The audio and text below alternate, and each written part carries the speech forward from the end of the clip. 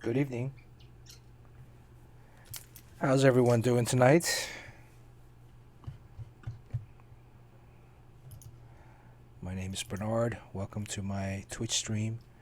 Going to be spending hopefully the next hour sketching something. Been spending the last hour and a half trying to figure out this OBS stuff, and it did not work today. So, want to get my quick sketch in today. Then gotta jump on some other work. This is a work in process right here. It's a Wonder Woman sketch. I'm not going to be able to do this on the stream because I'm going to be using my light box later. The light box creates that ripple effect with the light. And again, if we're having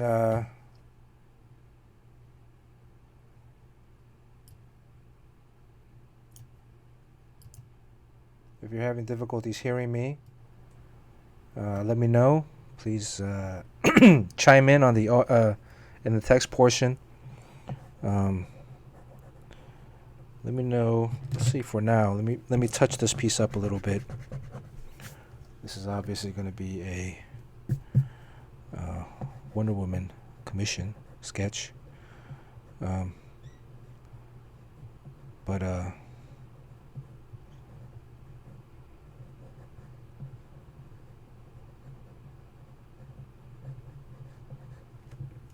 let me know what you guys are interested in seeing me sketch tonight. It's Thursday. This is typically day one of San Diego Comic-Con. Obviously this year there's no comic book, no San Diego Comic-Con. This is I've been going to SDCC since 1992. So tonight's stream, I think most of the conversation is going to be, we're going to talk a little bit more about San Diego Comic-Con, our experiences there, good memories, bad memories,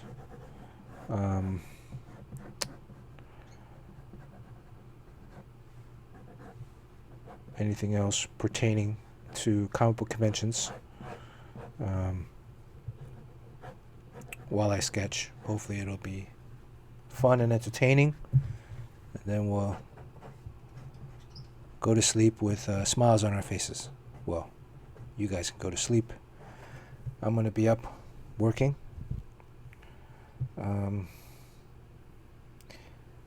Been configuring the setup here on stream for a little bit. Trying to find one that I like.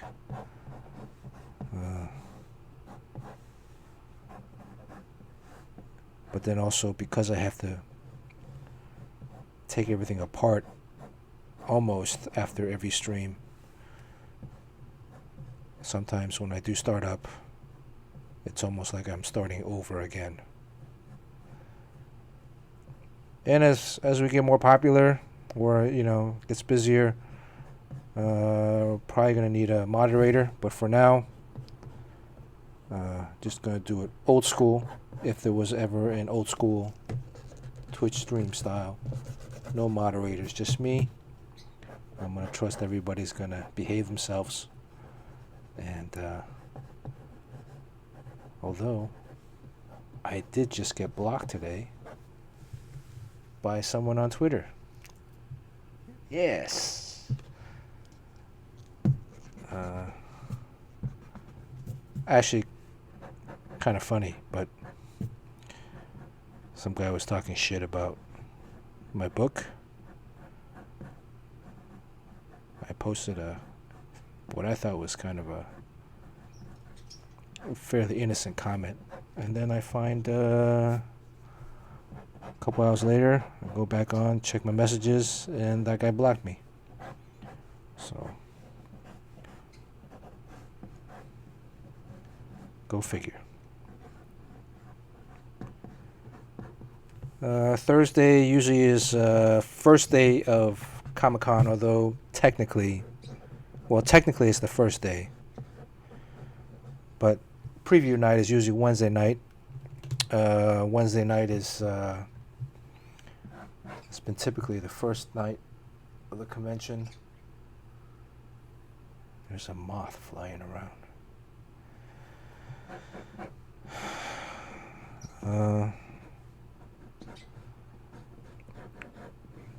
I think I've been going to Comic-Con since 1992. 1992 is my first year.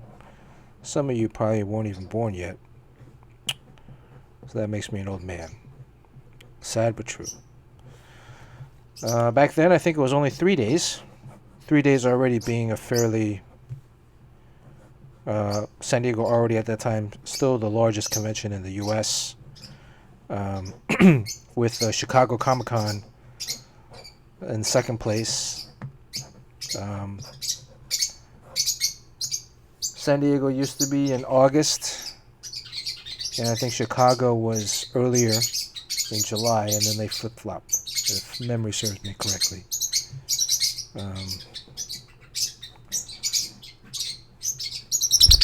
Oof. You guys see that? Come here, Butthead.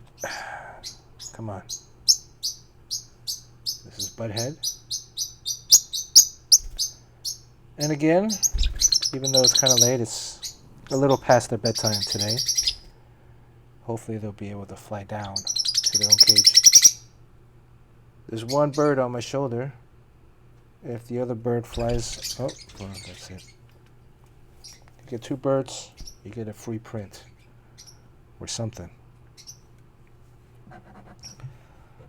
So, I think this...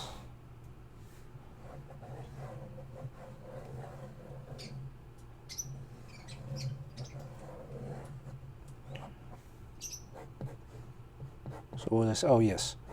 So, 91 was the first year San Diego Comic-Con moved to the convention center. The convention center itself back then was half the size of what it is now. So I believe only halls A, B, C.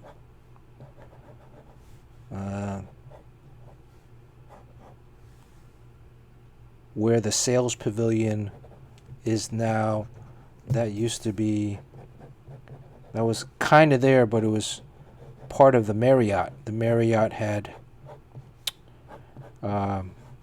same Marriott, although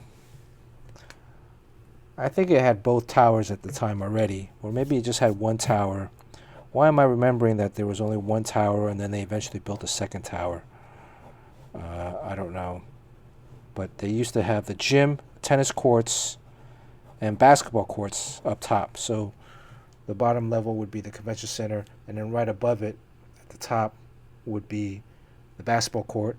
And many years back then, my main purpose in going to San Diego Comic-Con was to play one pickup game with a bunch of comic book creators.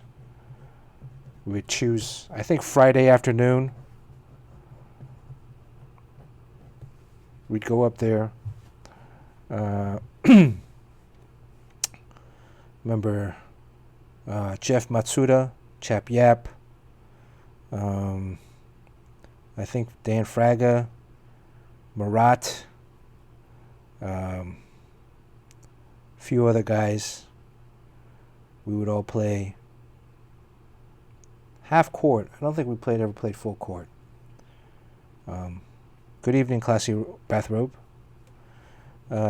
We'd play half court. I don't think there was a full court. Or maybe there was a full court and then it got reduced. I mean, it got pretty big. That run got pretty good for a couple of years. You know, the Wildstorm guys are based in San Diego. The Extreme guys would come down from Anaheim. It was a close drive, a quick drive for them. Back then, I was based in New York City. Who else would play with us?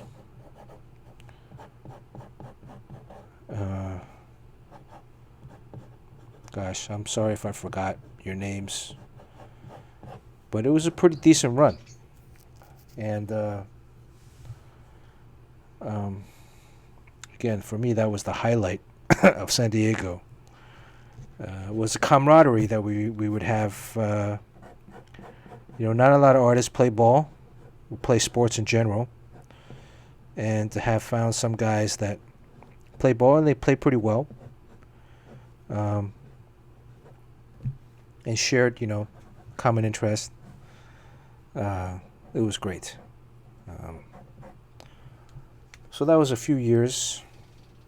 And then when they did the expansion of the convention, where they built the second half now, where, Hall H is, it's generally where the stairs in the middle of the convention center that go up on the outside, that's where it was halved, the new half extension part.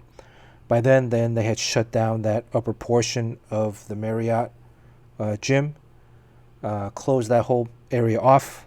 So then, by then, no more basketball. I think 1 or 2 years, some of the local guys had rented a gym nearby. This was probably by the time I moved out to L.A., Burbank. I think 1 or 2 years, I remember driving out to like Balboa Park or somewhere outside of the convention center, outside of downtown, to a local gym, like a rec center, and playing, getting a couple runs in there. But as people started gradually phasing in and out or not coming, that game slowed down. Some of those guys too, when I moved out to LA, they were very gracious enough. I didn't know anybody out here when I first moved out. Moved out to LA in '96. Guys like Chap Yap and Jeff Matsuda, they invited me to a run in their church down in Orange County on Monday nights, I believe. And I would drive down. I was working in Burbank at Disney Interactive at the time. I believe Jeff was I started doing a bunch of stuff for animation, character designs. I specifically remember like Jackie Chan Adventures, but then there were also other ones that were much more, probably more prominent. Chap, same thing, Michael Chang. So they would let me run with them. That was kind of a weird run because there would be, I was in a church, but it was an indoor, like a meeting conference area or activity room, and it was carpeted. So we would play on like carpet. It was like a, very like, it wasn't like a shag carpet.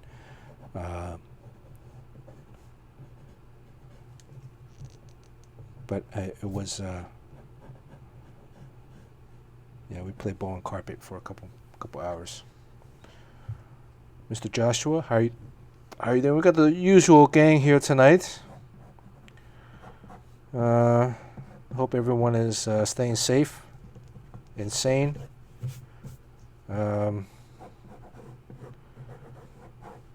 see. All right. I'm going to stop on this because I'm going to get too carried away. Work on a quick head sketch. By the time, if you guys are still here when it's done, hopefully I'm going to try to wrap this up in an hour. I say this every time. I'm already 15 minutes in. Sean and I spent about an hour and a half trying to figure out how to get audio on Discord. Being that we were old guys, we were unsuccessful in handling this new technology. So hopefully next time. Tomorrow I'll actually be streaming, doing another live drawing session, but this is for a drawing session for some fans in Tokyo, in Japan. But I'm sure everybody can still follow and watch. The conversation is probably going to be mostly in Japanese, which I won't understand, but we'll have a translator. So, spaghetti. This late at night, classy bathrobe. It's like 9:30. So now you're not supposed to eat after 9 o'clock.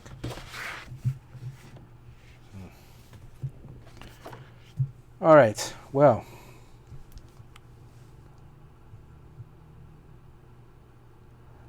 yeah, I wonder what Chap's doing now, but I'm sure he's in the entertainment industry doing a bunch of stuff. Those guys were extremely talented. We were all kind of around the same age. We're all kind of in our early, mid-20s. And there was an exciting time in comics. And good evening, Sean Chen. How come, Sean, you have a star next to your name? Does that mean that you're a subscriber? Or does that mean you're a star? I have no idea. Hey, Yoji, how you doing? Yeah. A lot of those guys went into animation. I mean, Jeff Matsuda went into animation.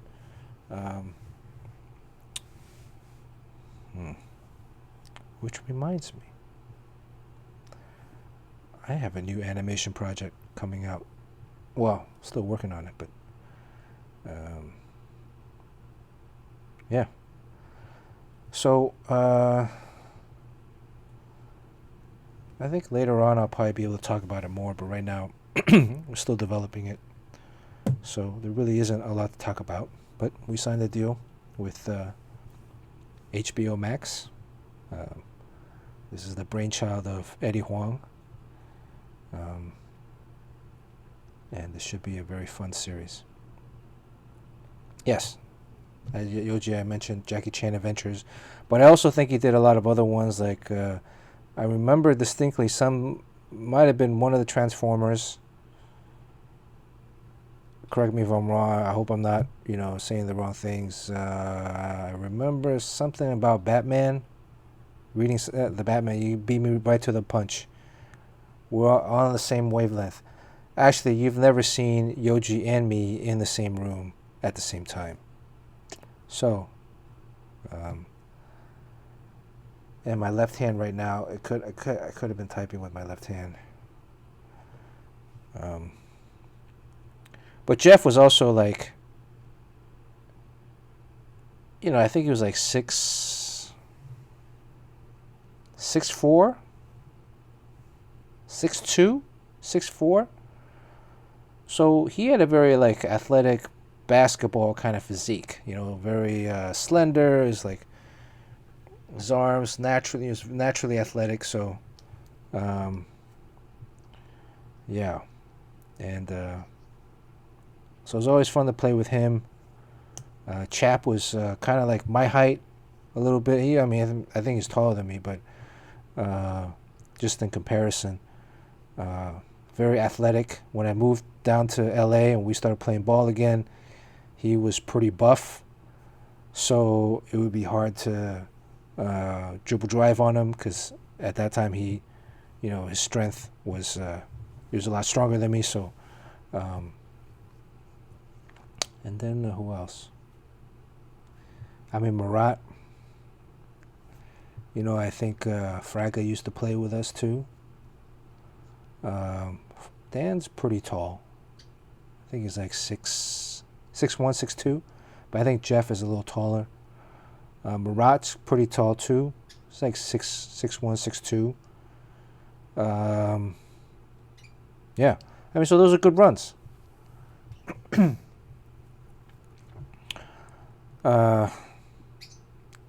And then every year we'd go with Sean. Oh, by the way, what am I drawing tonight? Anybody got any suggestions? What you want to see?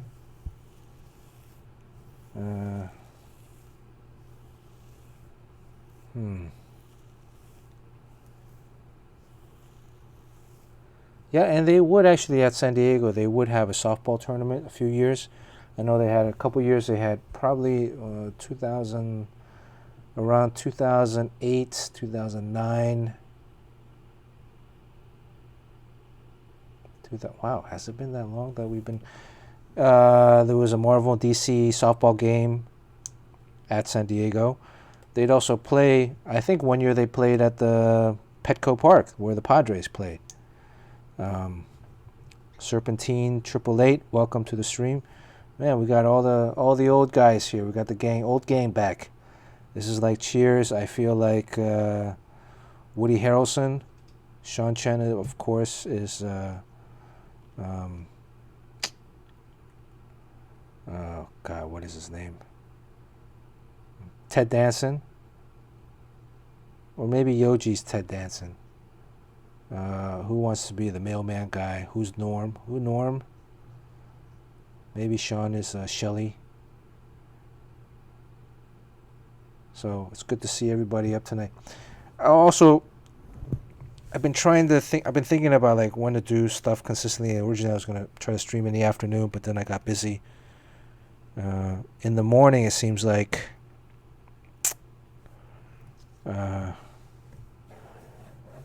after these streams I feel like I've actually done some work, which is kind of weird because I didn't do any work. I just sketched, and really it's just like more like a warm-up sketch. And so I can get into it's like I can trick myself into thinking I've accomplished something for the day. So I don't know if I'm going to stream much more in the morning.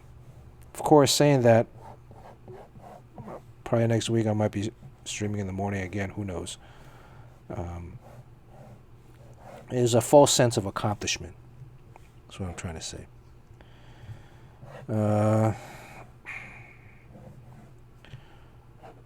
Thinking about a Colossus tonight. Thinking about a Colossus. Cliff Clavin. Yes. I thought, yeah, that's right. Cliff was the mailman. Norm was I didn't even know he was an accountant.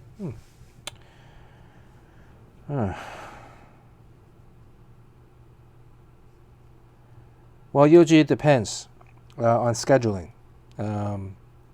If all goes well, right now I'm a co-executive producer on the animated project. I'm also going to be doing art director role,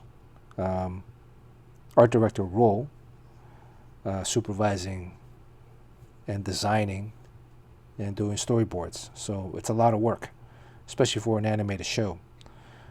So it all depends. I mean, but again, animated shows aren't for the entire year.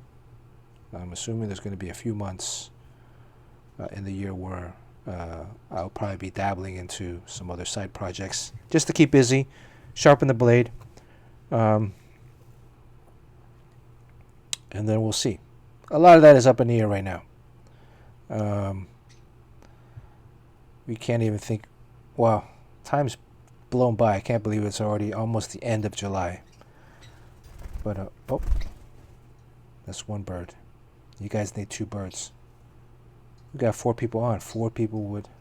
I think I got 4 prints. Classy bathrobe and why hi? How are you doing? Welcome to the stream. And then who else? So there's somebody else that was on earlier that hadn't gotten a sketch yet.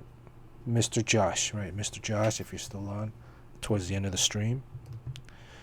So I think I'm going to do, if there's no objections, I'm going to stick with Colossus for tonight. Colossus, be kind of quick. I'm going to do the old version of Colossus.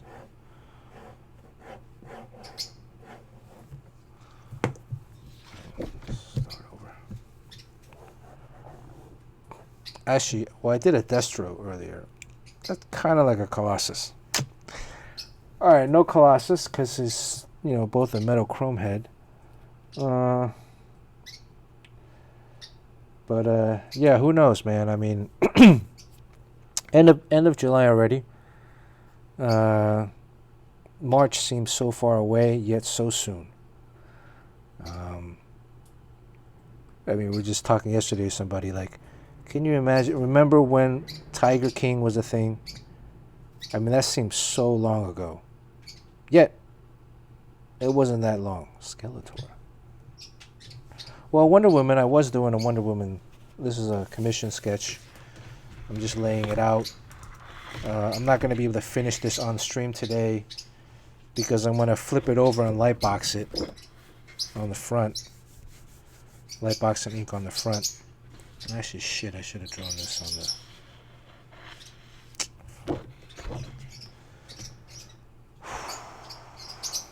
Maybe I might be able to still trace it onto another sheet. But I wanted to light box it because I was toying with the figure.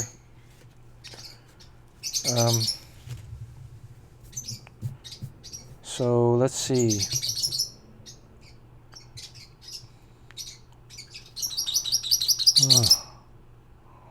Well, I don't think I did the Destro on stream. I don't remember. I mean, this is my 7th stream, and you guys can hear the birds in the background. Butthead's right here. Oh, here it comes. Come here. Come here. Let's see if everybody can win a prize today. Here's one. Oh, nope.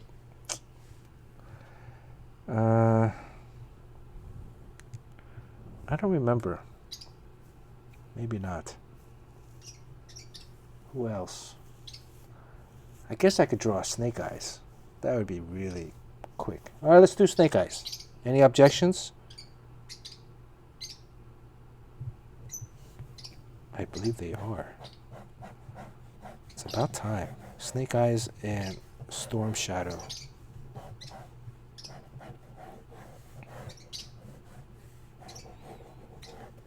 This seems to be my default pose, 3/4 left view. One of these days, I'll come up with something a little bit more challenging.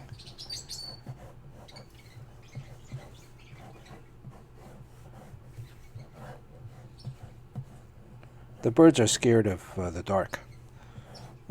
So right now the studio, it's pretty well lit. I got 3 lights, 3 studio lights. The light downstairs where their cage is lit up, is turned on. I turned it on earlier, hoping that they would go down there, but because I guess maybe it's so bright up here.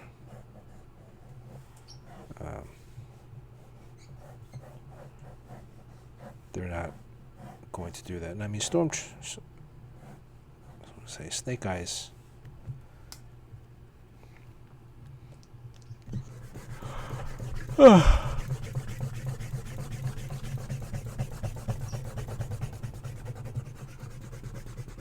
So we're talking San Diego. I guess this stream, if I do another stream tomorrow again there's going to be a stream, but it's for an audience in Tokyo, but I'm sure everybody can. It's not going to be on Twitch. I think it's going to be on another channel.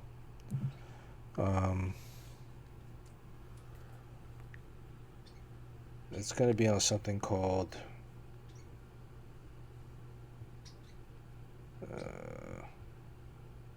Stream something. I don't know. We'll figure it out.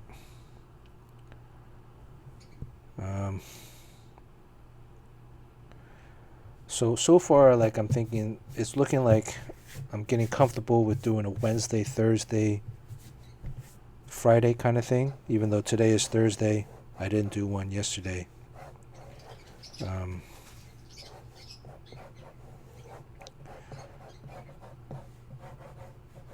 Mostly because of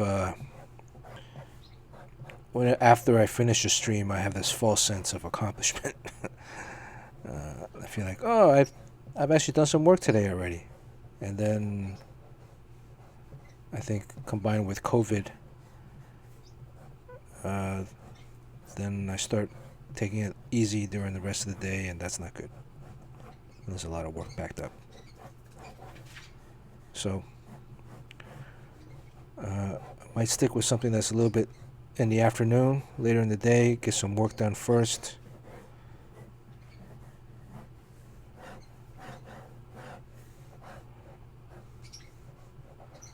That way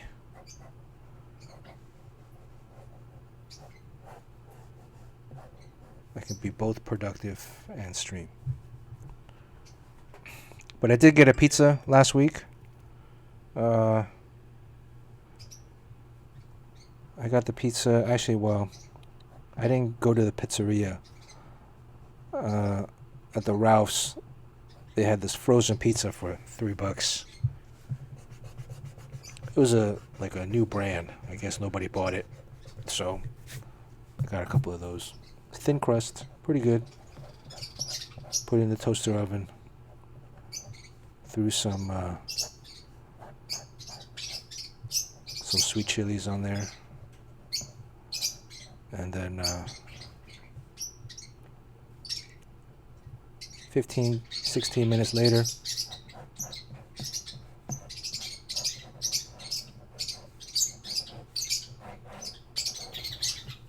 so wow, these guys are going at it.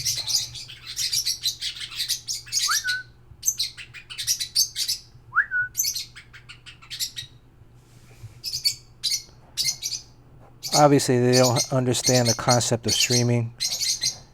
Quiet on set.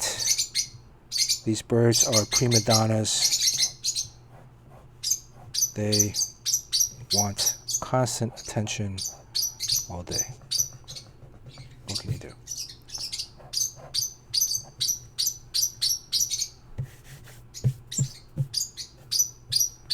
I have not tried Trader Joe's. There is a new Trader Joe's that opened up near me, but it's not close enough to walk. I'd have to drive. Come here, butthead. Say hello to everyone. Come on, daddy's shoulder. There you go. All right. If one of those guys poops on my shoulder, then nobody wins anything. But it's good luck for me if they poop on my shoulder. Whoops. Come on. Butthead and Beavis used to fight a lot. And 2 and 2? Is it 2 and 2? 3 out of the 4 finger claws that they have. Oh, sorry about that. Let me turn down the volume then. Also realized that I've been setting the the volume mic too low on the OBS. But now I guess I set it too high. You know when they fly too, there's a sound. Like that kind of sound. Kind of cool. I guess, you know, it's the feathers. But hopefully now they'll be chill.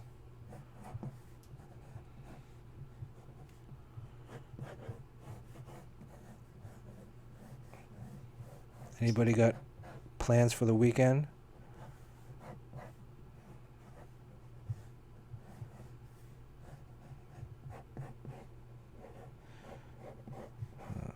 So, San Diego too. So when we went to San Diego, my first San Diego was 1992. This was the second year it had been at the convention center. I believe prior to that, San Diego Comic-Con was in a hotel, if my memory serves me correctly from reading about the history of San Diego. It was in a hotel. Coincidentally, my first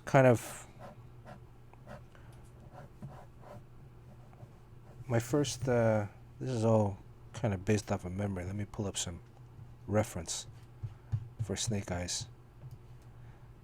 Any shuddering effects going on today? I'm looking at this, my screen is frozen. I hope it's okay.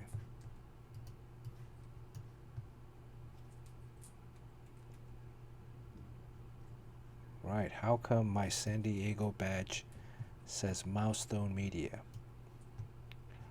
That's a very good question. Let me pull up a link. Oh, by the way, Yoji, I tried to earlier get Sean linked up on Discord. You're on my Discord, So if I just let me copy link here first. Copy link.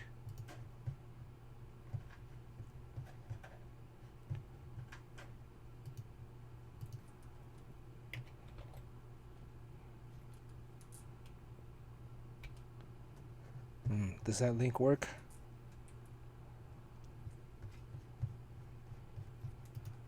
Let me try this.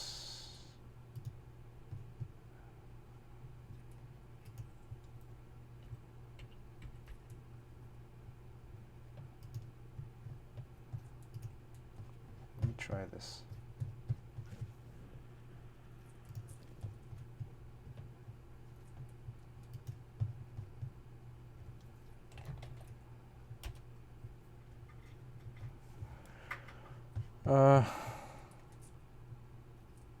Okay, so if you guys click on that Instagram link, you'll see what Yoji's referring to. So that was my very first San Diego Comic-Con badge, 1992. I had not been working at the time yet. I was in my second, going on my third year at Pratt. That year, starting in March, one of my best friends from high school, John Paul Leon, he was going to SVA, School of Visual Arts, in Manhattan, and I was going to Pratt Institute in Brooklyn. We would still hang out occasionally, and through SVA, he had Walter Simonson as a teacher, Klaus Janson as a teacher, and there were a lot of kids at SVA that were in with this guy Michael Davis. Michael Davis, actually he went to Pratt. Michael Davis had a program called the DC Comics New Talent Program that he would host in his home every Wednesday or Thursday. And it would be all comics kids. So, or kids that were into comics, college student. When I say kids, college students. And John had been going to his class maybe since earlier that semester, fall semester. And he told me about it, and asked Mike if he could get me in. So I showed up to Mike's class one week. I brought some portfolio samples. Towards the end of my freshman year, I had already started doing some comic book samples, interior pages. I had gotten a Captain America tryout plot from a fellow student named Michael Thomas, who was going to Pratt, but he was interning and actually doing coloring for Marvel. So the Captain America tryout plot, it was a plot. It was a story of basically we're at a political rally. Captain America is backstage. Some guy on the podium and the stage, and then armed assassins, armed people come in, barge in. Captain America shield jumps in front, uses a shield, deflects the bullets, apprehends the bad guys. I don't remember too much about the story. I just remember it was like the first page was like a big Captain America head that I drew. So the actual first comic book convention or major comic book convention I went to was actually New York Comic Con. New York Comic Con was that January. I think it was in wintertime. I remember it was like wintertime.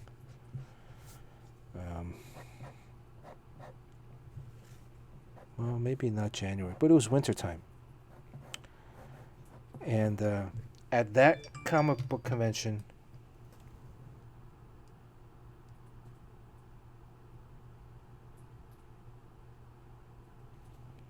uh, I had actually met Dennis Cowan. Dennis Cowan took a look at my work, and he was one of the first comics pros that really gave me a lot of support and encouragement.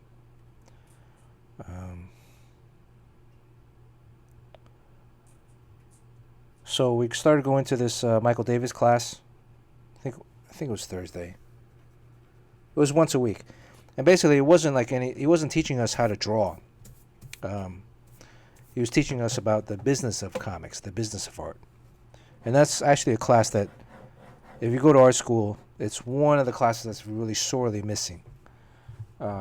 Is the business of comics, and so in that class, Mike had a contest amongst all the students. He was like, if you can, whoever wins gets a free trip to San Diego that year.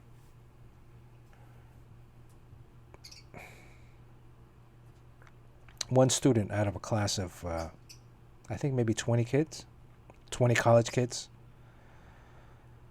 So, and it was like you had to do like a 4-page story.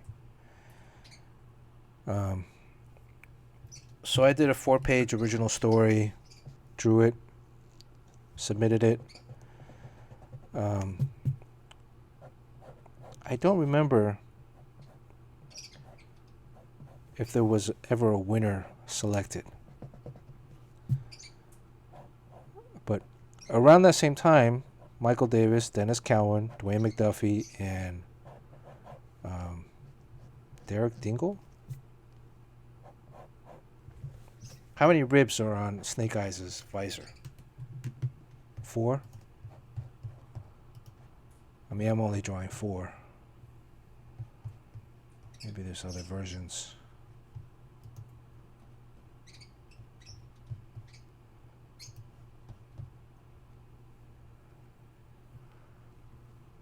Wow.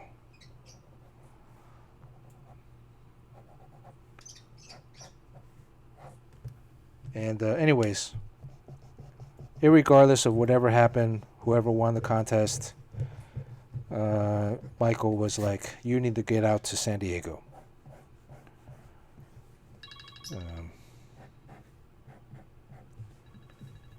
You need to get out to San Diego, and if I can get out to San Diego, he'll personally take me around and introduce me to all of his industry contacts. So, saved up as much money as I could the rest of the year. Even though all the companies were in New York,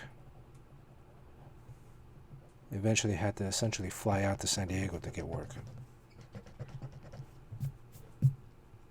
And sure enough, John Paul and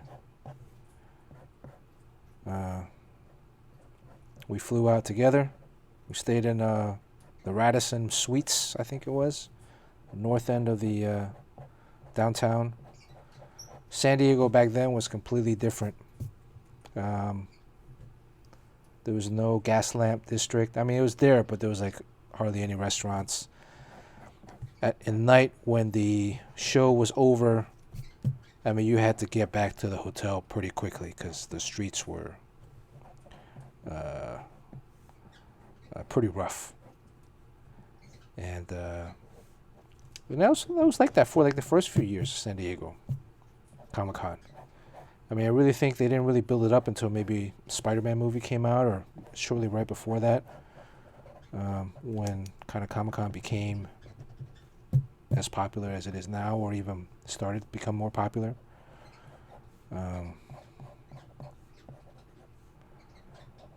So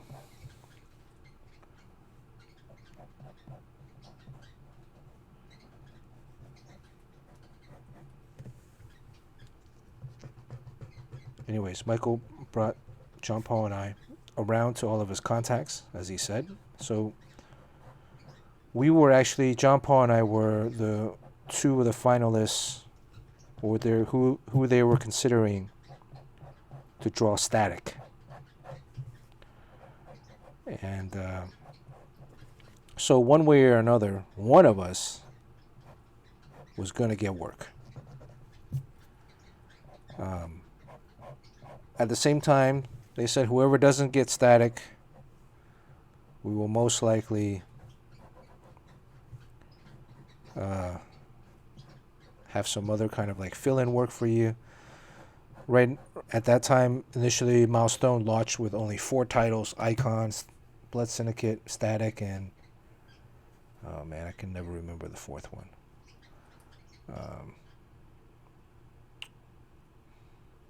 Icon, Blood Syndicate, Static. What was the 4th book of Milestone? Hardware. Okay, right, Hardware. But Hardware and Icon, yeah. So Hardware is kind of like Iron Man. Static was the most original because it was teenager. But I guess you would say it's maybe kind of like Spider-Man because it's a young teenager. Icon is more like Superman, like superhero. And then Blood Syndicate was the team book.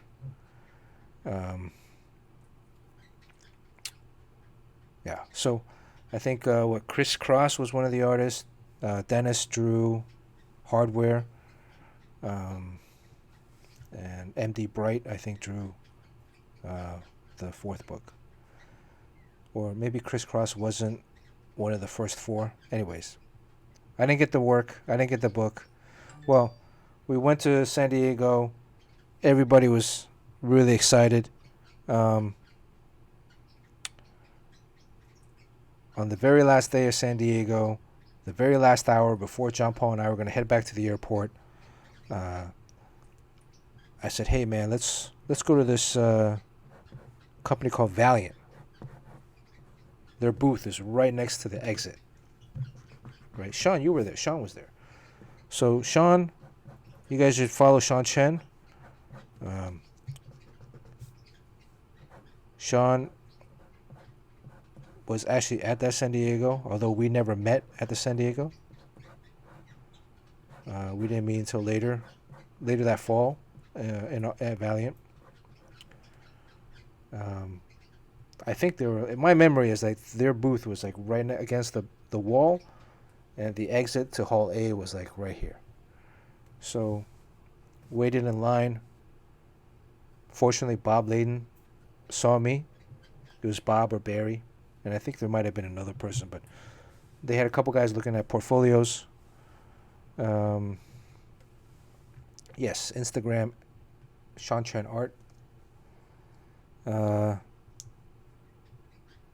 Bob saw my work. He was like, "Man, I love this stuff. When you come back to New York in the fall," because I told him I was a student at Pratt, give me a call. I'd love to give you some work. And I was like, "Great, thank you so much. Thank you for your time." I had photocopied samples of my work with my name, address, and phone number written on every page. Back then, no email. There's no email. Long distance calls, you had to pay per minute. So, you had to have these photocopies to give out. And your name and number on every one, on every page, because sometimes they'll get, there are 8 pages, 16 pages in the sample. Pages can get loosely torn out. And if there's one page that an editor likes, but your name's not on it, it's like, who's this guy? Nobody knows. That's a lost opportunity. But also, so when I offered my portfolio to Bob, he was like, "Oh, I don't need it. I don't need it." So I thought, like, oh man, everybody else had taken samples of my work. Everybody else had been very positive about it. I was 20 years old at the time. And Bob didn't want to take my samples. Probably not a good sign. Maybe, he's like, Bob's like a very charismatic guy. Maybe he's just trying to make me feel good. I don't know. So anyways, get back to New York.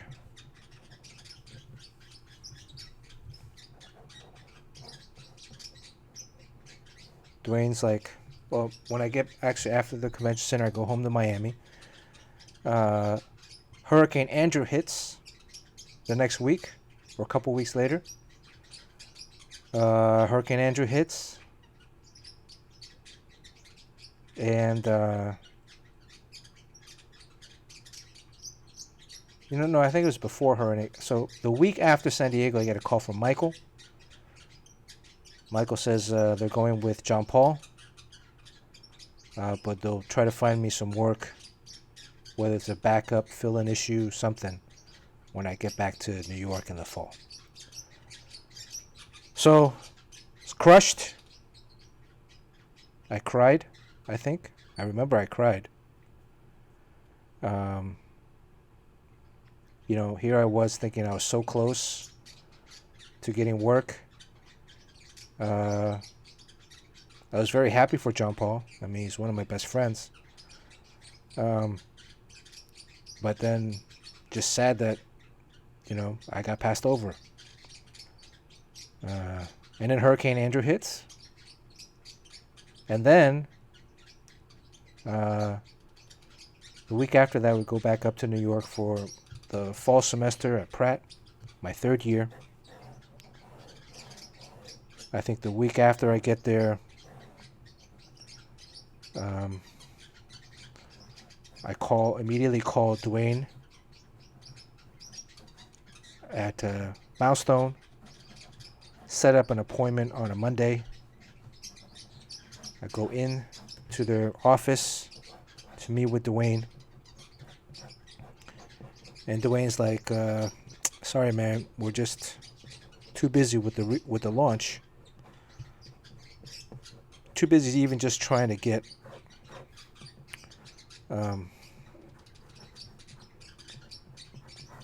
the regular scripts in. They haven't even touched backup stories yet. So he's like, right now September. I mean, maybe the earliest might be November. Earliest maybe in November that we can get you some work. So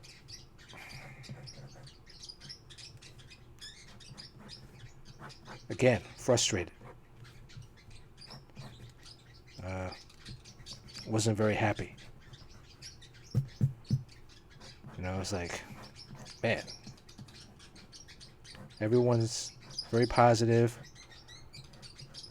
offering work, but nothing. So I wanted to remain loyal to Michael, because Michael, was the one that took us around, took his time, introduced us to all of his contacts. But when Dwayne said that there's no work, there's no work. How much, I don't want to be a burden on anybody. I want to feel like they got to give me work. If they don't have work, they don't have work. So I did cry. I just don't remember if I cried before Hurricane Andrew hit or if it was after. Just trying to make it more dramatic, compound one tragedy after the other. I mean, hurricane nowadays is like every year there's like a Category 5. Back then there had not been any Category 5s to hit Miami in I don't know how long. Or ever since I was in Miami, so at least like 10 years. There was maybe a Category 1 or 2 hurricane, but not a Category 5. Just trying to, make the story a little bit more dramatic. But yes, I did cry. So after the meeting with Dwayne, I went down to the street level, left the office, Milestone office, and I was pissed.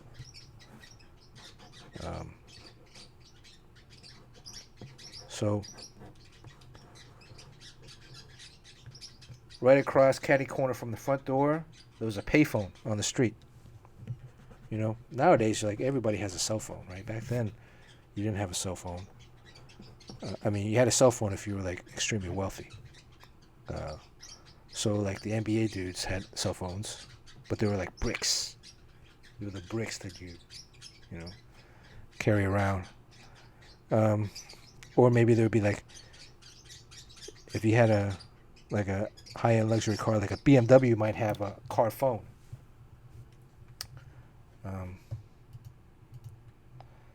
So I went to the payphone, put in my quarter, looked up, I found Bob's number that I had written down, called up Bob Layden at Valiant. He was like, yeah, hey, when can you come in? I said, it's Monday, I can come in on Wednesday. I got class tomorrow all day. So sure, come in Wednesday. So Wednesday afternoon I went in.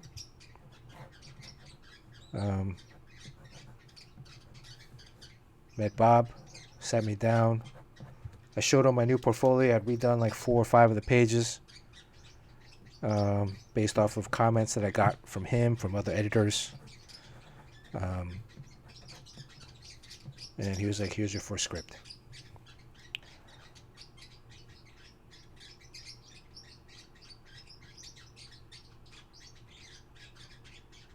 Yeah. I mean, nowadays there's no phone booths. Some of them might have been converted into Wi-Fi towers or Wi-Fi stations. But let me scroll back to the messages.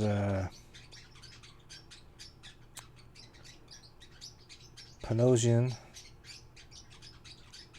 kind of started around the same time. Dan Panosian. Yeah, he was the inker over at Marvel, I believe.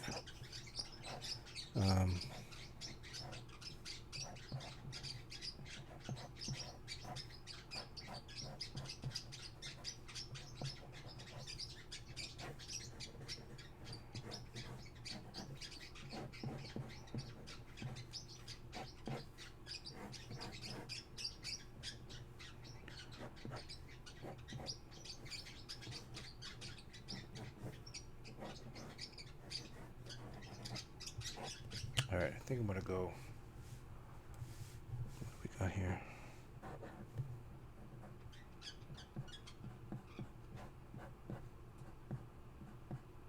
I need to wrap this up.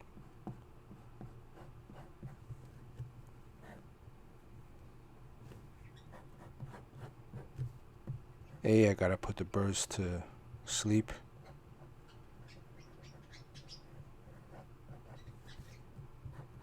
B, I gotta get back to work and answer a couple calls.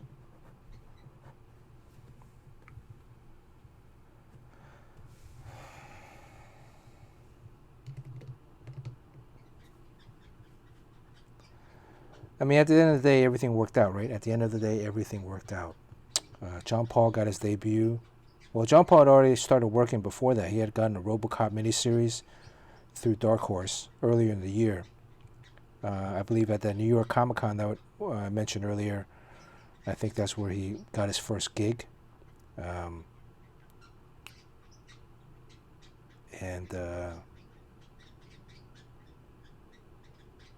so everything worked out. I would meet Sean later that fall. It was like September or something, because I think Bob's birthday was on September 19th. So it was like 2 days before his birthday, because I remember he was like, hey, afterwards, like, hey, it's his birthday. You know, if I wanted to come back and hang out,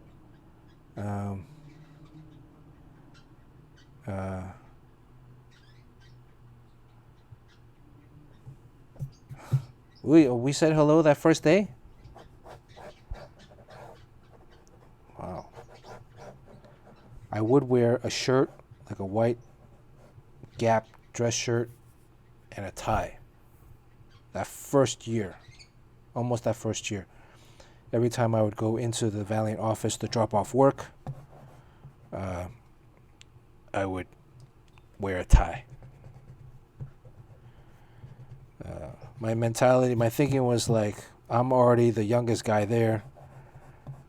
I don't want them to think that I'm not taking this seriously. So if I was going to go intern at a law firm, at a, I don't know, in Wall Street, for, I don't know, politician, whatever, if I was going to intern anywhere, I would be wearing a shirt and a tie and dress shoes, right? Not like t-shirt and sneakers, which everyone in the office, except for Bob would get dressed up, but everybody else was wearing t-shirts, sneakers, jeans. But because I was also younger, I wanted to make sure that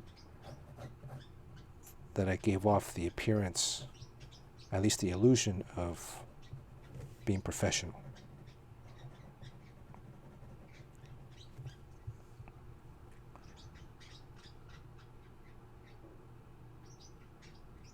And back then I was much thinner, much more handsome, although no facial hair, just I had a huge coif. I had a lot of hair back then.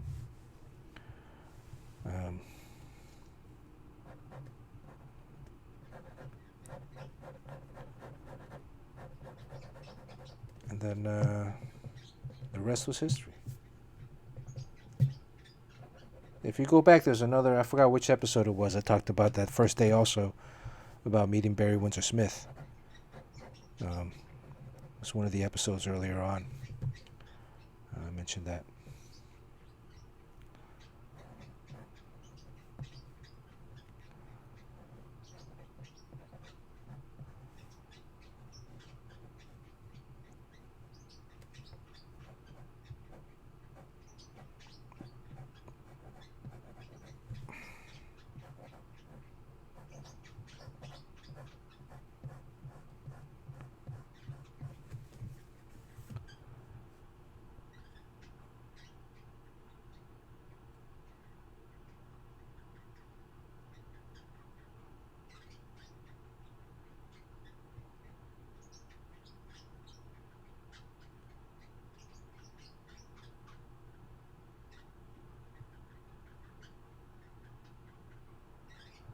So Yoji, you saw me in New York when I had a shaved head, and that I was locked out of my apartment, and I was wandering the streets of New York until the convention opened.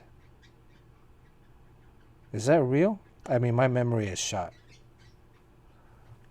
Some stuff I would remember like crystal clear, and then some stuff I'm just like, I have no idea. You know, Sean mentioning last time that I played the prank about the urine test in the Valiant offices when there was a rumor that Valiant was going to be sold to Acclaim. Apparently I remember it now. Now they brought it up and I think about it. I decided to play a prank on some specific people in the Valiant office that I knew were, should I say, purveyors of the ganja. Back then, marijuana was illegal. And I had pee cups. And I brought them around. I'm like, hey, I hear you got to take a piss. They're going to do a drug test. Everybody has to pass in order for this deal to go through. Or something like that.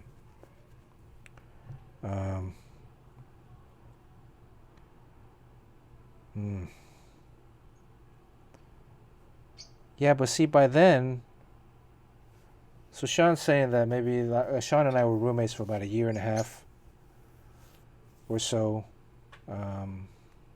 after I graduated Pratt.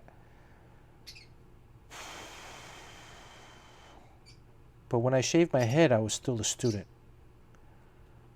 So it would have been the dorms. So maybe I got locked out of the dorm. I don't know. I also had a key to the Valiant office. They gave me a key to the Valiant office one summer. I think my third or fourth year.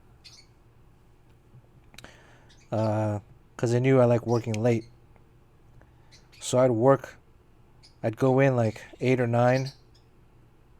And I'd work until the morning when Scott Freelander in the production office would come in. And he'd turn on Howard Stern. And then when he came in, I would leave. That would be my time to go home and sleep. So I'd be in the Valiant office like all night by myself,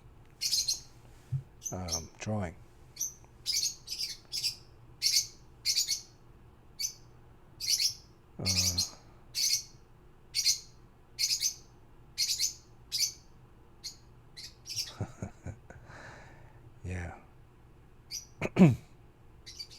I mean, nowadays, now I just wear, like, whatever. So, I'm not even wearing pants to work right now. Yeah,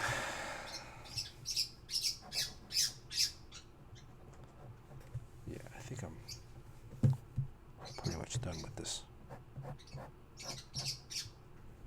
An hour in.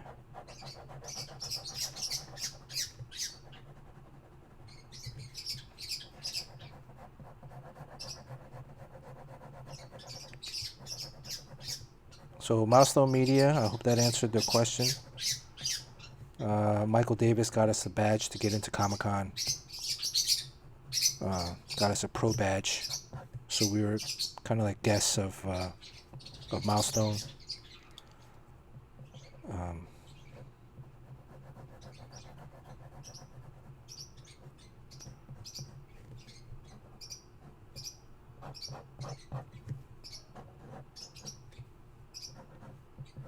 I almost was the artist on Static, the initial artist.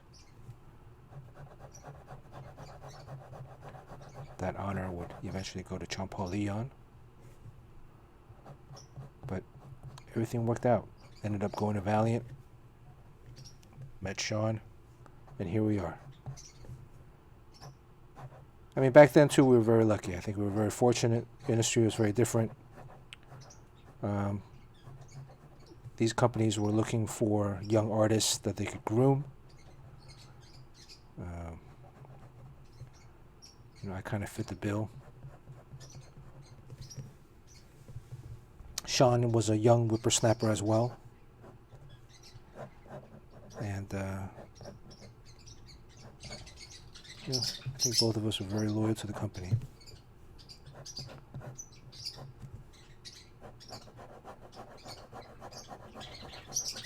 Nowadays, guys, you gotta go downstairs. Nowadays, San Diego Comic-Con back then, there would be a lot of people, aspiring artists, walking around with these big portfolios. And you could wait in line. The editors would have a table set up at their respective publishers, and there'd be a line, at least a dozen deep every time. They'd announce which editors would be where, and you could just wait in line and get your artwork reviewed. And that was part of the business of the conventions, is that they actively were looking for new talent.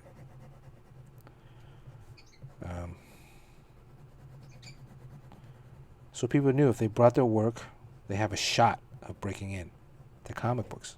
Be a comic book artist. Nowadays, it's a little bit different.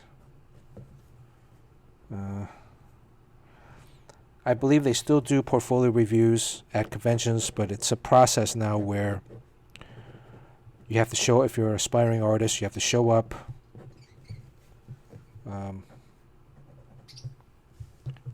Submit your work, copy format, a photocopy format, and then they would post a list up the next day of who made the cut,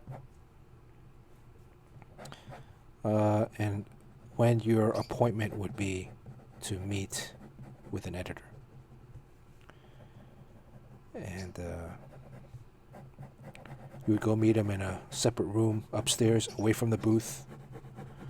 The booths now are like circus events, signings, fans. Again, also, I mean, the show nowadays is much, much bigger.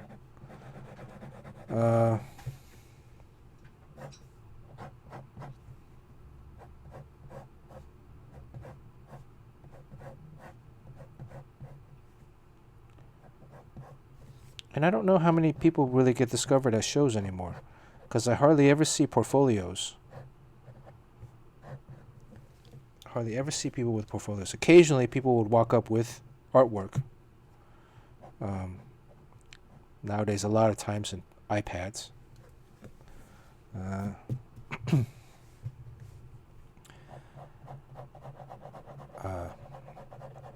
And anytime anyone has a portfolio they're asking for a review, I will try to give them a review, depending on the scheduling. If I have to finish a drawing or if I have to be somewhere. But usually towards the end of the day, always, towards the end of the day and the beginning of the day, I always try to make time to give a review. I will be very honest with people. I think that's something I'm going to try doing on the stream too. Is that if you're watching the stream, maybe not now, but if you're watching it later in the reruns, and you have some sample work you would like to get reviewed, I will give you an honest critique. And if you're open to it, we can do it here on Twitch. I would be able to. I think that's something I've been thinking about.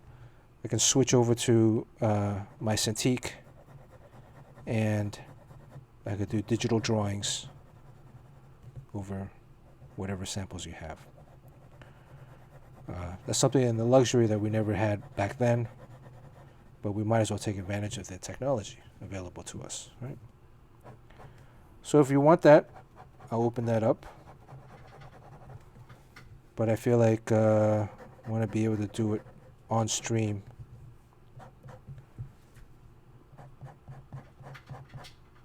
And that would just mean that, we can exclude your name if you don't want your name shown.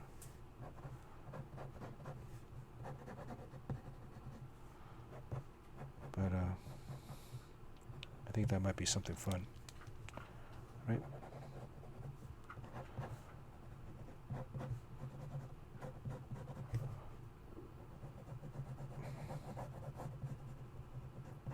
Where are we at? 1 hour 13. All right, I got 15 minutes. Try to wrap this up. And maybe Mr. Joshua might win this.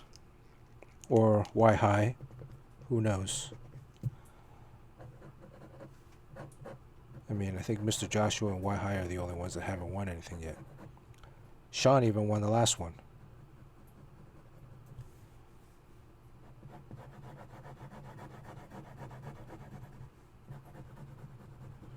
But there might have been a time I was locked out of my place. I just don't think I was bald by then. Because if I was rooming with Sean, then I think I had my hair again. The head was shaved for one season because we had attendance issues with some of the players. So I felt like it was a lack of commitment. And I was the captain. So I said, if you're going to be on this team, you got to shave your head. I didn't think it would work, but lo and behold, the very next day, almost all the guys showed up bald. I even bought clippers, which I still have today, and I still use.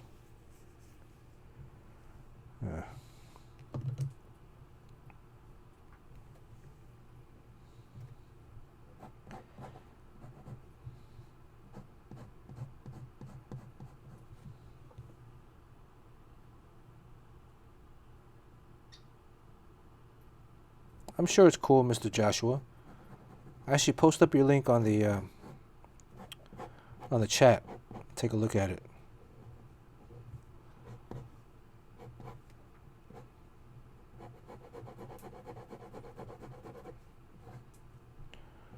Jim is probably the Michael Jordan of comics.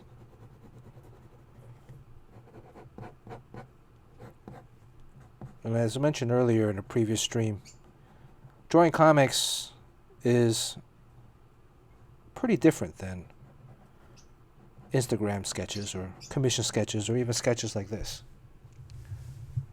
Drawing comics, similar, right? You still have to draw. You have to draw people. But comics is storytelling. So you got to draw everything. You got to draw cars, buildings, regular people, You got to design stuff. It's very, very intensive. You need to have a wide skill set. So the analogy I most use is drawings like this is like a model, like a supermodel or Instagram model or whatever. And drawing a comic or drawing comics is like being an actor. And you can look pretty, you can look attractive, but if you can't act, if you can't tell a story, there's going to be certain limitations. We all know like models or attractive people that take great pictures, but then when you put them in a particular role that requires them to act, it doesn't pan out. And some people, they're great models, right? They're just meant to model, and there's no shame in that. But comics, storytelling, it's very different.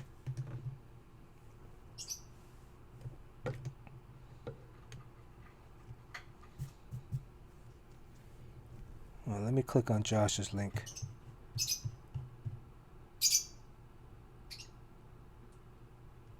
Can somebody type up Josh's link on the chat? Or did I miss it?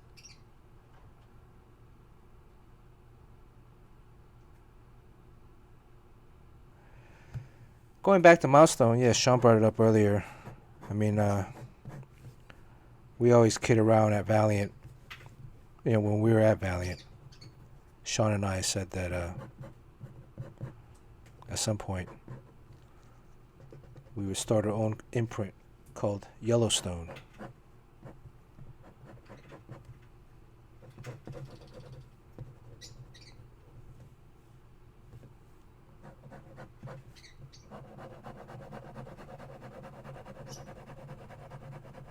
We had a lot of ambitious ideas at the time. I wanted to be a publisher. I wanted to take over Steve Mazarski's role. And Sean was going to be the editor-in-chief. He was going to take over Bob's role.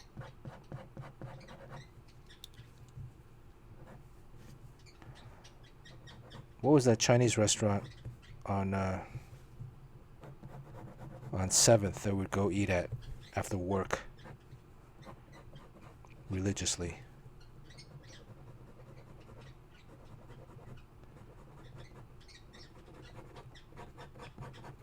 And we take the F train, but then I'd switch at some point in Brooklyn to the G train to go to Pratt.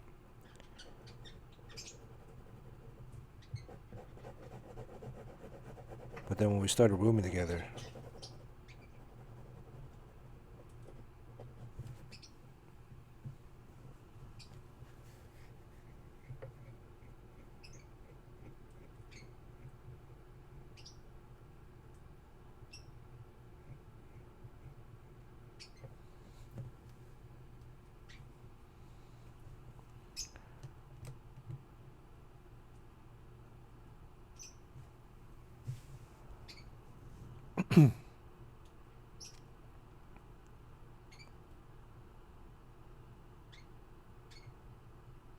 oh, true. Well, no.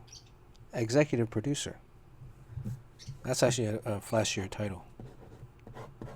Co-executive producer.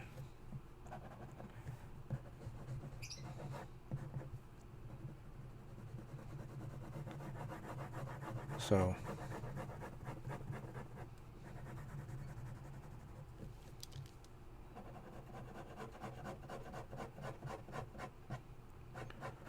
but we'll see. You guys gotta all watch it when it comes out.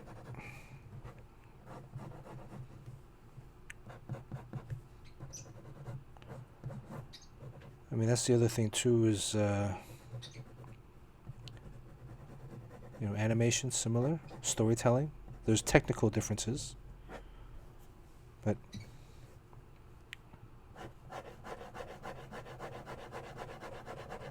storytelling is king.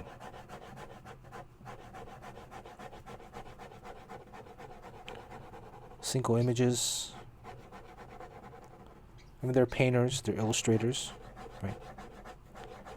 But comics is not just about drawing well or drawing pretty. It's about telling stories.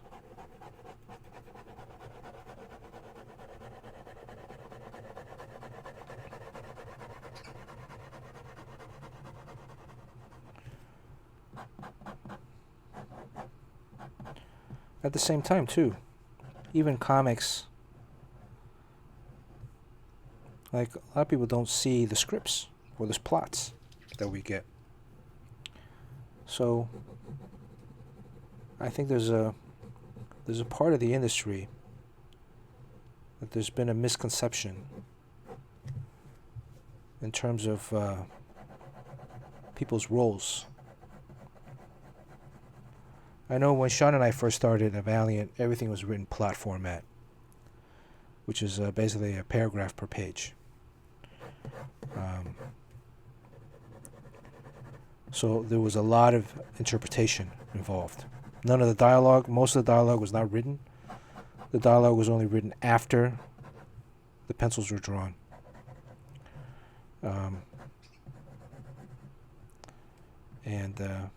So the process would be get the plot, draw it, then the artwork would go back to the writer. The writer would look at the art, script it, put on all the dialogue, then the artwork would go actually to the letterer.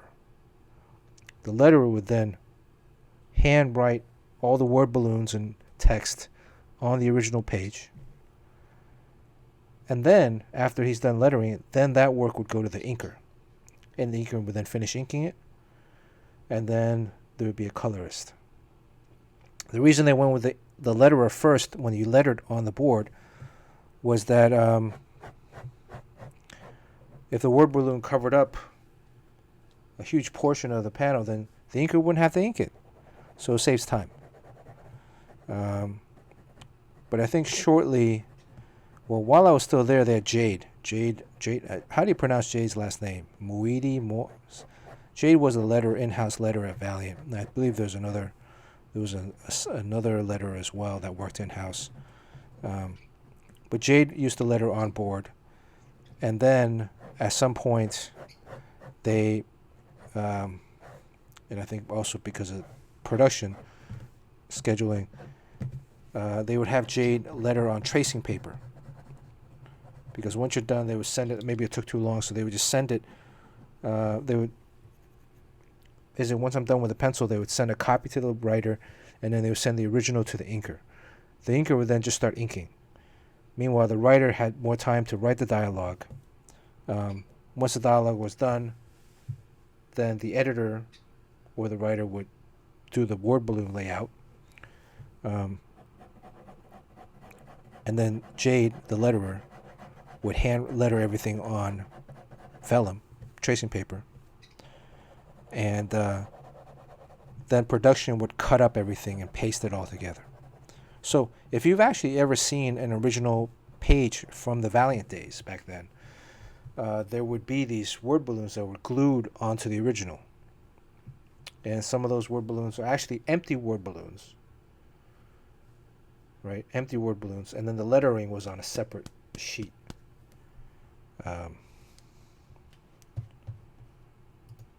So a lot of my Valiant original art, you have these pages with these empty word balloons on there. And which they look kind of funny. And then some of them, they've left the glue residue now. over the years. But I hear that's pretty easy to take off. So.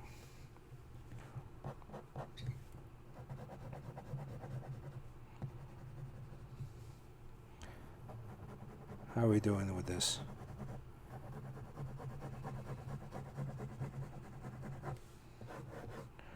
What's going on with this chest plate?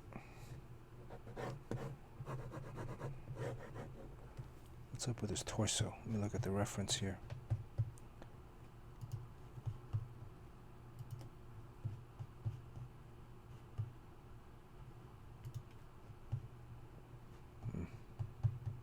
Okay.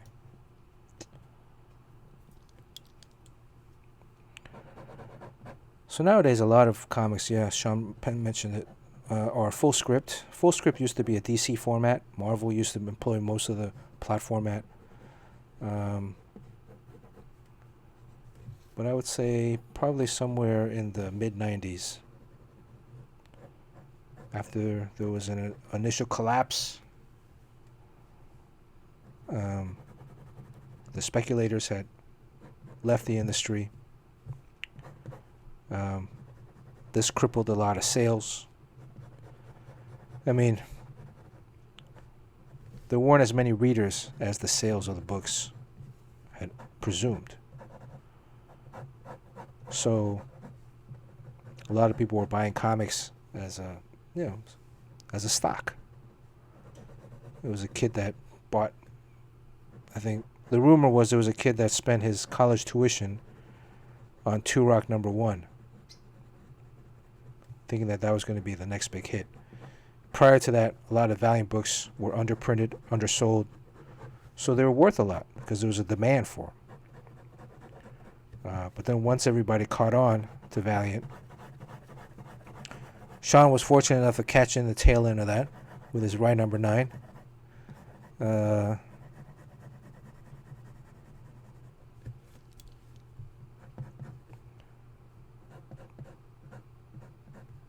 But, you hear stories about fans and stores speculating. The companies themselves also fueled the speculation. I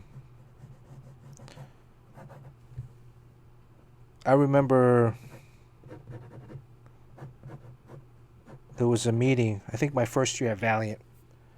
I started in September, so this might have been like towards the end of the year, like late November, late November.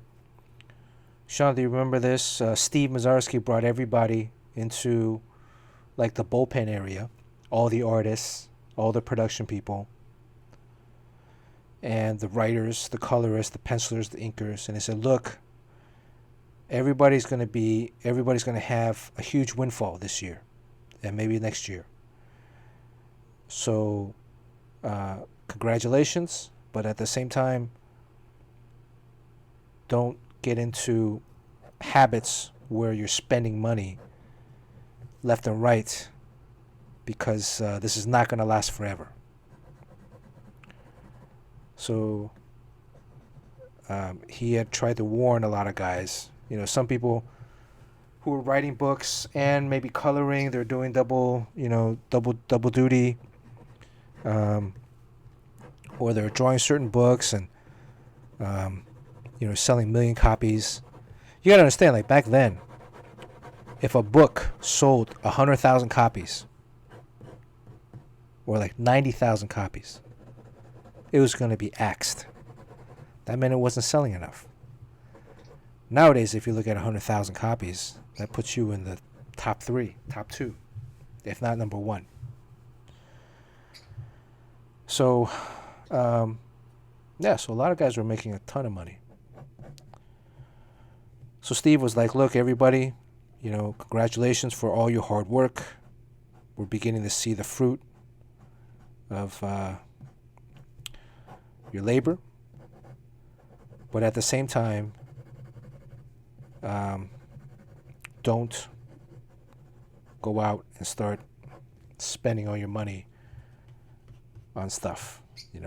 Don't go renting expensive apartments because eventually this is going to end. You want to save up this money. And 1, 2, 3, 4, 5, 6.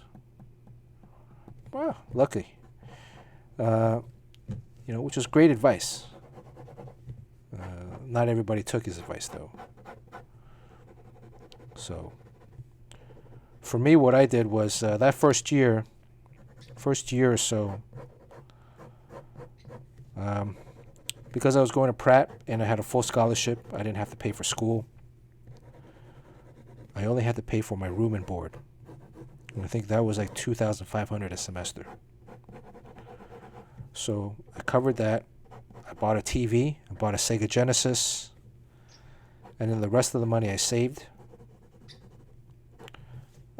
And that fall, I bought my mom a house in Miami. So what I always wanted to do when I was younger, I watched a lot of sports.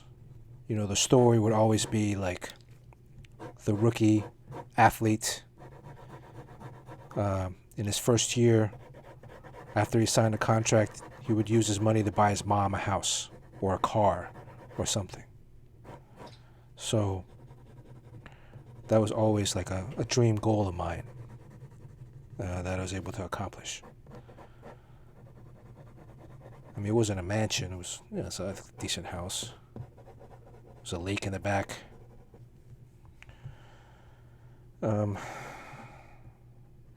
So always very thankful. Very thankful to Bob, Steve, John Hartz, everybody that was there, all the friends that we made.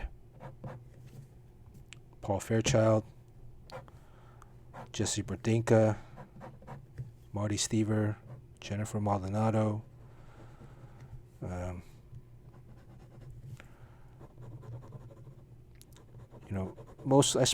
Whenever I go into the office of Valley, I spent a lot of time over in the marketing department. Fred Pierce. I was very interested in how they marketed the books, how they sold the books, what were the things that they kind of employed.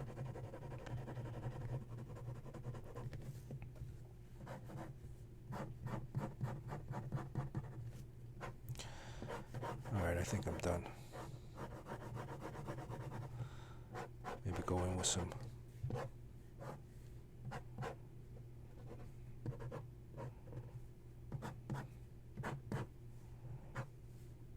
I gotta add some battle damage. This is as if it just battled Storm Shadow.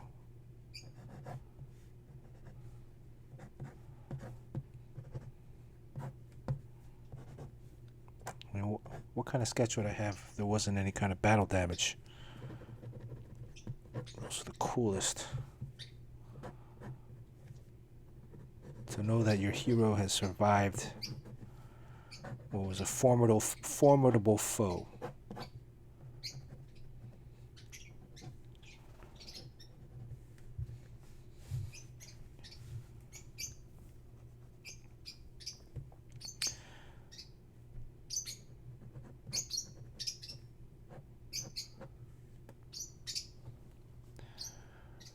Yeah, Image was doing great back then.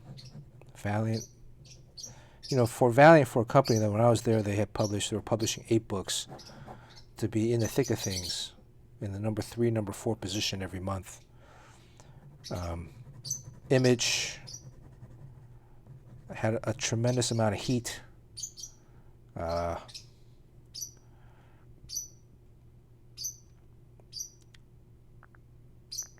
And it was an era that was dominated by comic book artwork. And in some ways, some respects, some of the artists at the time took advantage of that. They produced some,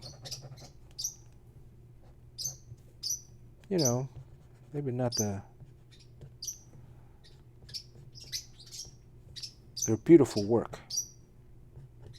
I shouldn't say anything about the work itself, but there's some issues with scheduling. And then some of the books, they're beautiful to look at, but they just lacked any kind of story. And I think that's where the lateness, books were ordered. Stores would order the books, but they wouldn't ship. Fans would buy the books, but then there's only so many images of a particular hero flying or punching that you can look at before you're like, well, what else is there? What else can I, you know? So some of that was self-inflicted. And then you could say that, yes, some of the writers that really helped propel the rejuvenation of comics, mid to late 90s, really brought it back. You could also say, you know, a lot of the success of the movies had some things to do with it. Initial movies, Spider-Man movies. But comics at that point really became almost, since the mid to late 90s, a writer-dominated industry. And I think our hope is maybe someday it returning it, not back to an artist-dominated, but a balanced, I feel. You know, a lot of fans, when you're reading reviews, I shouldn't even say fans, because some of these are like comic book critics. When they're writing or giving reviews, they don't even mention the art or the artist. And it's like, what are you looking at? You know, because A, you're looking at artwork. I mean, sure, maybe you're reading the dialogue, but you're looking at artwork. You're reading the story, but you're reading it not in a sense of like reading words. You're reading it through images.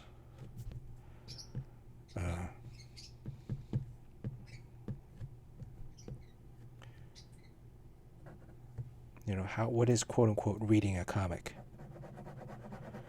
And then what is the deciphering difference between what the writer wrote and what the artist drew? So I think I'm done here today. Let's see, we got 8 people on. If you want to be considered for this sketch, type something in the comment section, please. And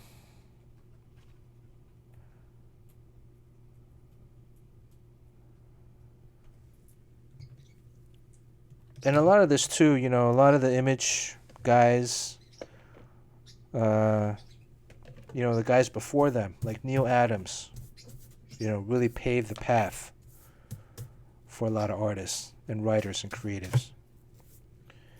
And because even prior to them, you know, nobody knew really about anything about creator rights, royalties.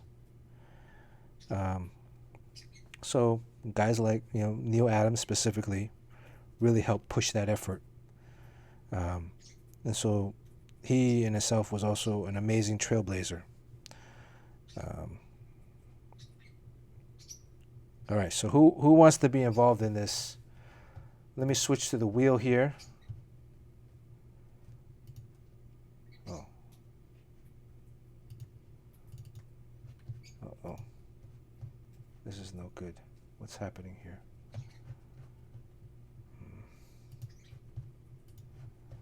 All right. Let's get me back in the...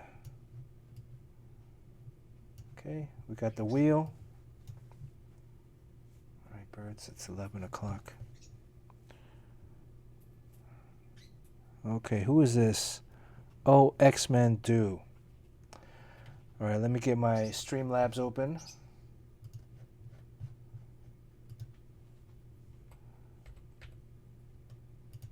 So If you've won before, you only get 1 slice. If you haven't won before, you get 3. Mr. Joshua has been with us for a while, hasn't won. I'll give you 4. Actually, you get 3. No, let's say you get 2. If you put you get 1 if you already won before, but because if you've participated in the chat tonight and you've watched along, I'll still give you a chance to win.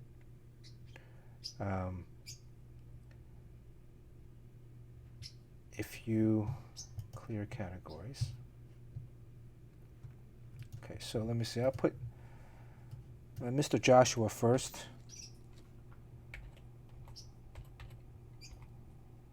All right. Who else? Let's see. Yoji. I'll put Yoji in there.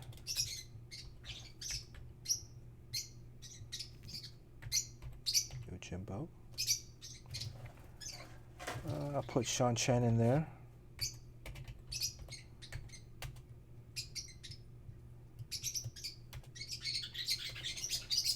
I'm going to put my birds in there. I'm going to put Beavis. And I'm going to put Butthead.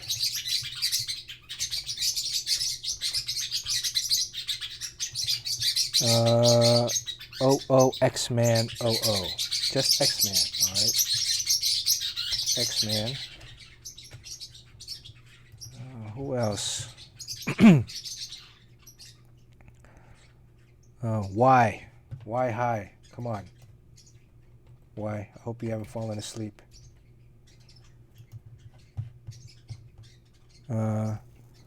ZQ Will. Hey, Caleb. Oh, shit. I didn't even see that. What's up, Caleb? How's it going? Man, it's late your time. All right, Caleb. I want to put ZQ. Sorry, I didn't even see that earlier. I was deep into my story about something. All right, Caleb.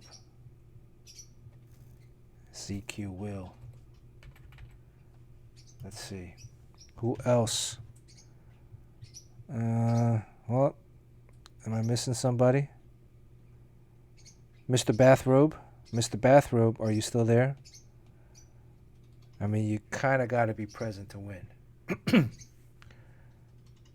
Mr. Bathrobe. Calling once.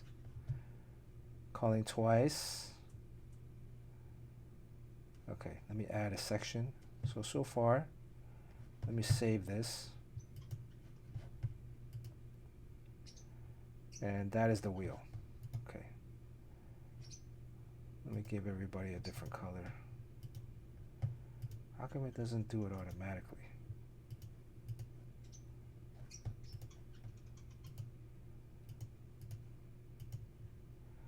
You know what would really help is like some kind of music. By the way, Yojimbo, did you get the invite to the Discord? I've turned it off already, but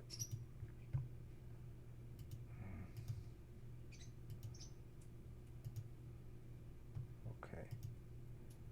All right, let me save this. How does it look? How does it look? Okay. Now, if you're new, you get, I'll say you get 2. And then for each stream that you're on that you don't win, I'll add 1 more, right? So Mr. Joshua's been on like at least 2 or 3 times and he hasn't won. So let me add a category. Add 1, Mr. Joshua. Mr. Joshua. Mr. Joshua. All right. But I'm going to move them around so it's not clumped. Right? You don't want it to be like clumped. Or do you? Mr. X-Man, I'm going to give you 2. Although you got to participate in the chat next time, all right? because oh, Mr. Serpentine also. Serpentine. Gotta add Serpentine. X-Man. X-Man. Okay, I move X-Man up.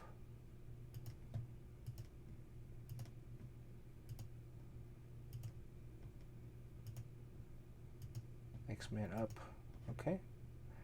Let's look at this right now.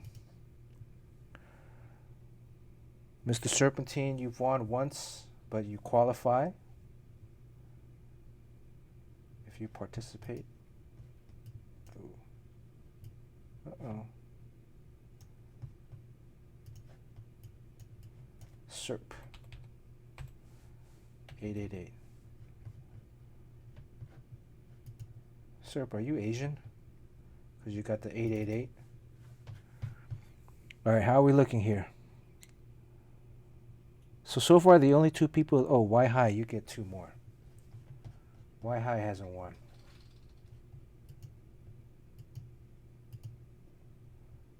Y High, you've been on twice, right? So I'll give you an extra one. Okay, let me move you up. If you want to be clumped all together, let me know. Otherwise, I'm going to move people around. So Y High, you got 1, 2, 3, 4. Mr. Joshua, you got 1, 2, 3, 4, 5. And X-Man, you got 1, 2, 3. And everybody else got 1. Oh, and Caleb. Caleb might have fallen. Oh, there he is. All right, Caleb. All right, you get 2. You get 3. ZQ. ZQ. Okay, let me move you guys up a little bit. All right. Save the wheel. Let's give it a look here. Are we good with this? We good with this wheel here?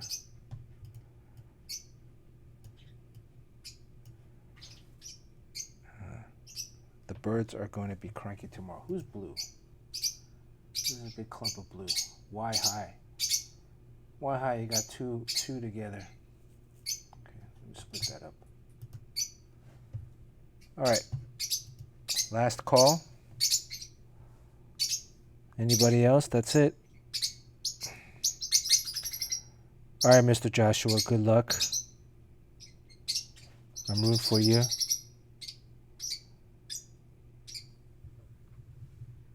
Let's spin the wheel.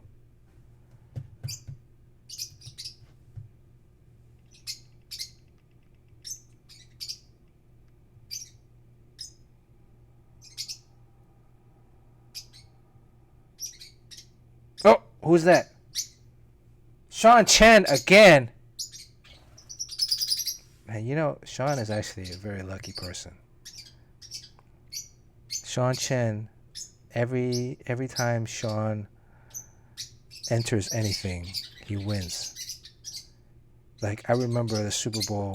We had a Super Bowl party at Valiant, and it was the Cowboys against the Bills. I think Emmitt Smith won the MVP, but he just filled out, okay, I'll spin again. One more time. Sean is really nice. Going to give away the... All right, spin again. Anyways, this man has incredible luck. He is almost afraid to play the lottery because he knows he's going to win. Okay, who won? Someone won. Mr. Joshua. Congratulations. Congratulations, Mr. Joshua. Finally.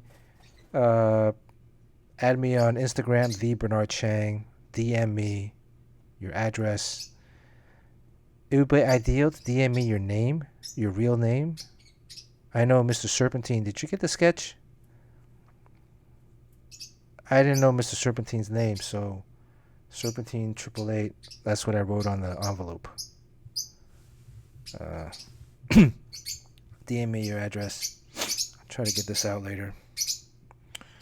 Thank you everybody for joining us, for joining me, joining all of us, chatting.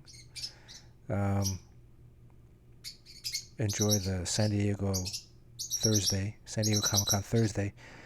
Tomorrow I'll be streaming, but it will be on another channel. Okay, birdies, I got it. And then maybe one more time this weekend. We'll see. Take care, stay safe. Catch you guys next time. Thank you.